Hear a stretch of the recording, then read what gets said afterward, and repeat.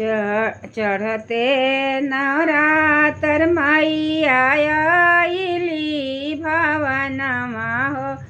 मालिनिया माई के ना राची राची के सजावे हो मालिनिया माई के ना राची राची के सजावे हो मालिनिया माई के ना पहिले पहिरावे मालिन साड़िया पियरिया हो कि ताही उपराना माई के चुनरी ओढ़ावे हो कि ताही उपरना माई के चुनरी ओढ़ावे हो कि ताही उपरना दूसरे पहिरावे मालिन चूड़िया कंगनवा हो कि ताही रे उपराना मैया के मेहंदी रचावे हो कि ताही रे उपराना मैया के मेहंदी रचावे हो कि ताही रे उपराना चढ़ते नवरात्र मैया आइली भवनमा हो मालिनिया माई के ना राची राची के सजावे हो मालिनिया माई के ना पहिले पहनावे माई के पैर में पैजनिया हो कि ताही रे उपरना मैया के महावर लगावे हो कि ताही रे उपरना मैया के महावर लगावे हो कि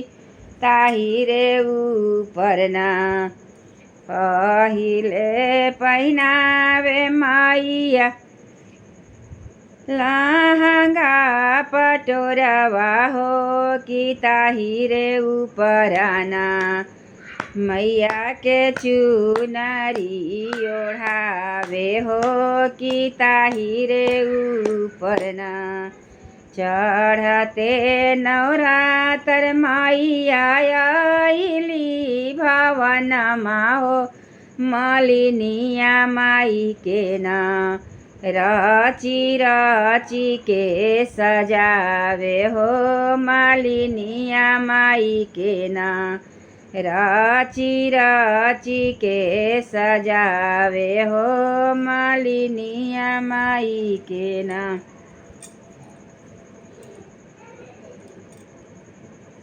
अग्नि के कुंड में से निकल दो देवी दुर्गा से मांगे रे लगा लेना मैया मांगे जोगे टिकावा हो कि मांगे रे लगा लीना मैया मांगे जोगे टिकावा हो कि मांगे रे लगा लेना मोरो पिछुआरवा सोनारवा भैया हितावा हो कि गढ़ी रे देहुना मैया के मांग जोगे टीका से गढ़ी रे देहुना मैया के मांगे जोगे टीका हो कि गढ़ी रे देहुना उठी पउठी गढ़ी है भैया मोरवा रे मंजूरवा हो कि बीचे रे ठाइया ना सातो बहिनी के स्वरूपवा हो कि बीचे रे ठाइया ना हमारा देवी के सुरतिया हो कि बीचे रे ठाइया ना अग्नि के कुंड में से निकले देवी दुर्गा हो कि मांगे रे लगलीना मैया घाघरा सियैया हो कि मांगे रे लगलिन मैया कमर जोगे लहंगा हो कि मांगे रे लगलिन घर पिछुआरवा दरजिया हित भैया हो कि सिली रे देहुना मैया के कमर जोगे लहंगा हो कि सिली रे देहुना औठी पौठी सी है दरजी मोरवा से मंजूरवा हो कि बिचेरे ठैयाना सातो बहिनी के सुरतिया हो कि बिचेरे ठैयाना हमारा सीताला के सौरतिया हो कि बिचेरे ठैयाना। एक बार बोलिए दुर्गा माता की जय।